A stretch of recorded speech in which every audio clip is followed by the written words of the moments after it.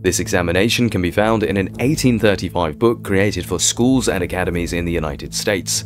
The link will be in the description so you can come and view this for yourself. There is a longer version of this video which covers all the Tartaria related topics found in this book, but I decided to cut it into smaller sections so it's easier to focus on. Of course, before this area was known as Muscovite Tartary, Tartary belonging to the Muscovites, but by this point, it's become Asiatic Russia, and we've seen effectively all the mentions of the Tartars or Tartary in the other sections leading up to this point. This document doesn't go too deep on the history, but between 1533 and 1690 is essentially the time frame for this conquering of the East. So by the time this was released in 1835, Russia has solidified its control. Questions 1 through 5 are all essentially describing Asiatic Russia. How is it bounded? What's its length, breadth, population, chief mountains, rivers, and through what kind of country do the Russian rivers flow? It mentions Asiatic Russia, or Siberia, is a vast tract of country extending from European Russia to the Pacific Ocean, a distance of about 4,000 miles, and from the Arctic Ocean to the borders of China, Tartary, Persia, and Asiatic Turkey, an extent of about 2,000 miles. The population of this immense country is very small in proportion to its extent, not exceeding 7 million. They consist of various tribes differing from each other in appearance, manners, religion, and language. The principal mountains of Asiatic Russia are the Uralian in the west, Caucasus, Altai, and Nechinsk, but the face of the country, for the most part, like European Russia, tends to be level. The chief rivers are the Oby, the Yenisei, the Lena, and the Irtysh. Its chief lake is Baikal. And number 5 just discusses where these rivers move through, so we don't really need to talk about that. Number 6 says describe the inhabitants as they were formerly and are at present. Describe the Georgians and the Caucasians. And 7 is when did Siberia first belong to or make a part of the Russian Empire? The inhabitants were formerly almost wholly wanderers, but the greater portion now reside in towns, villages, and settled habitations. In the western part, the Georgians and Caucasians are a half-civilized people, resembling the Persians in their manner of living. No part of this extensive country belonged to Russia till about the middle of the 15th century, nor was it completely subdued and attached to Russia till it was conquered by Peter the Great and Catherine II in the early part of the 18th century. Question 8 says, what did the ancient Greeks and Romans consider this country to be before the time of Ptolemy? What opinion had the Greeks formed of it at the time when Ptolemy flourished in 140?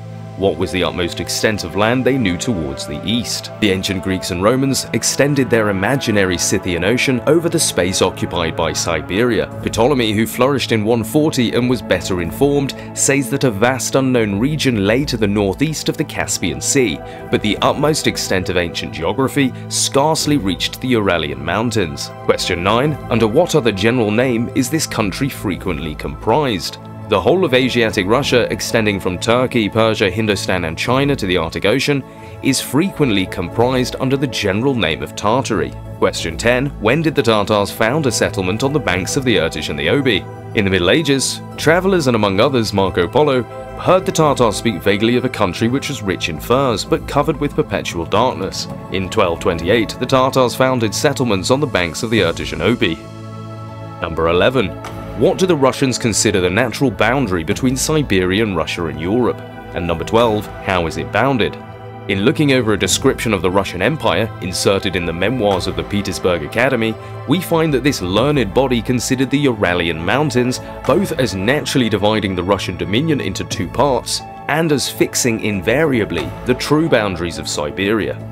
Number 12 just talks about the boundaries of Siberia itself, which, again, we don't really need to go into.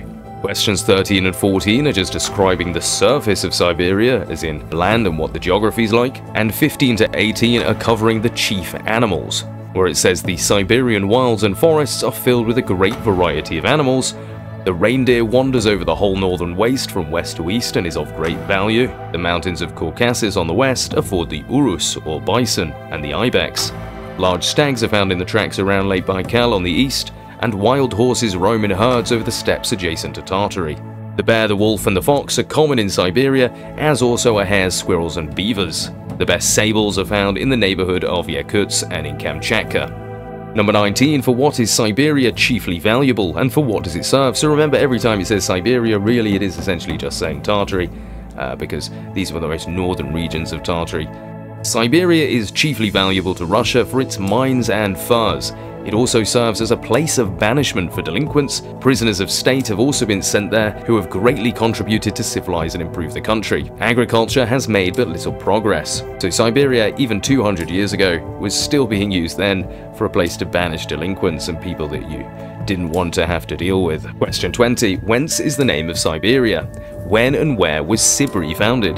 The general name of Siberia is derived from an ancient town named Siberia, which is said to have stood on the banks of the Irtysh near the city of Tobolsk, and to have been the residence of the former sovereigns of this part of Asia. Siberia was founded by the Tartars, so yes, of course, Siberia, sometimes known as Kashlik or Siber on many of the older maps, that was the location of the original Tartar kings who ruled this area. That was destroyed in 1584 by the Muscovites.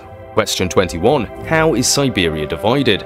Siberia is divided into two great governments, that of Tobolsk in the west and Irkutsk in the east. Its chief towns are Tobolsk and Irkutsk.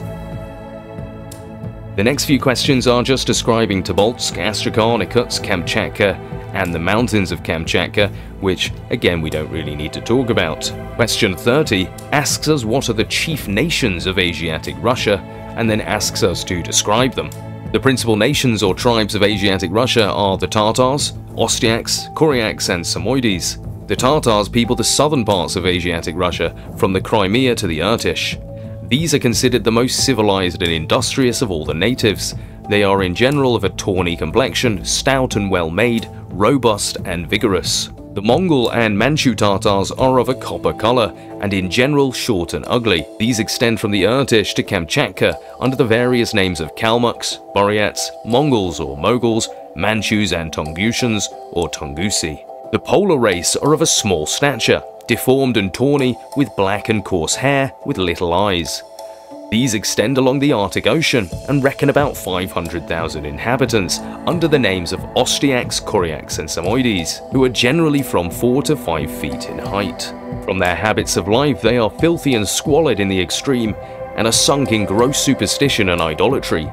The Kamchadales are not less filthy and brutalized than the northern tribes just mentioned.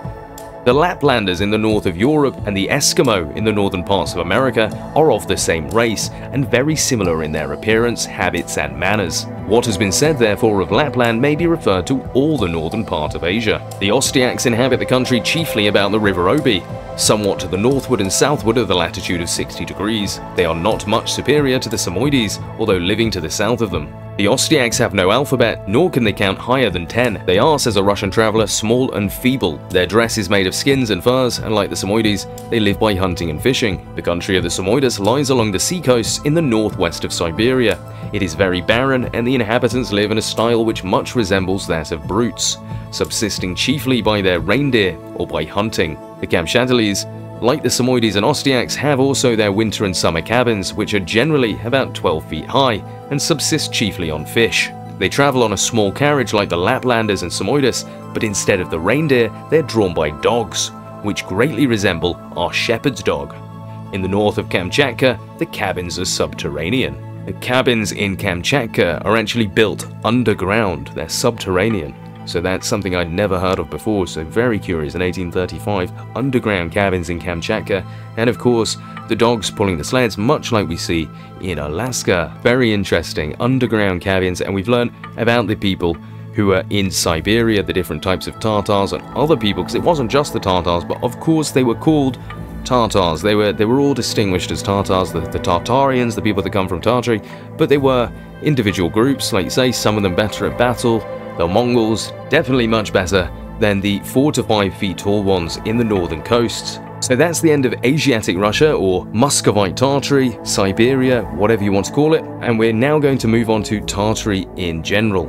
So that's the end of that section from this 1835 history book, distributed to American schools and academies in the mid-1800s. This is before the Civil War, so pre-Civil War history information about Tartary and its inhabitants. Make sure you check out the other sections if you're interested, or watch the whole video if you want to see them all in one place.